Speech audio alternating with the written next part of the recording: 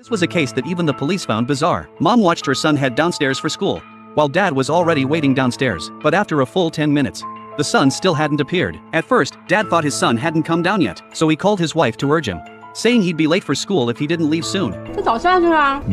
That's when the couple realized something was wrong, but the hallway was empty too. They still hadn't grasped the gravity of the situation. Thinking perhaps their son didn't want to go to school and had sneaked back home to hide, they searched every corner of the house, but found no trace of their son. Only then did panic truly set in. Their son had vanished into thin air. The wife began blaming her husband, saying he hadn't seen clearly, and the boy had slipped away, but he insisted his car was blocked at the entrance.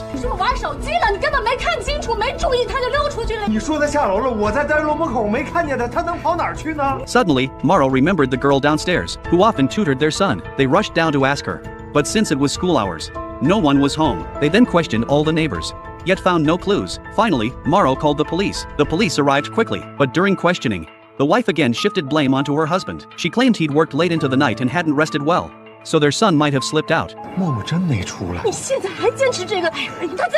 The police called the property management to check surveillance footage, but this was an older neighborhood, with cameras only at the main gate and main roads. They couldn't capture footage of residents' doorsteps. To expedite the investigation, the police interviewed neighbors. They uncovered some clues. The missing boy struggled academically, and his parents had enrolled him in numerous tutoring classes, leaving him no time to rest. The couple, under heavy work pressure, frequently argued. Their conflicts had even escalated to the point of considering divorce. Therefore, the police suspected the child couldn't bear it and ran away. They had already checked every household in the building except the girl's family downstairs. The police approached Ma Luo again, asking if he was certain the child hadn't left the building. Suspecting the child might not be missing at all, they made a request.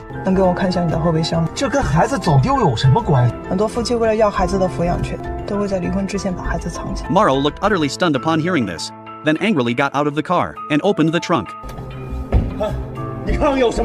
The police weren't suspecting him without reason. They checked Morrow's spending records. They discovered he'd purchased bus tickets, but only for himself and his son. Morrow explained he wanted his son to relax at their hometown for a few days. He then produced a medical report showing his son had been diagnosed with ADHD. That's why he planned to take him away to unwind. But now not only was his son missing, his wife blamed him, and even the police suspected him. At that moment, he finally broke down.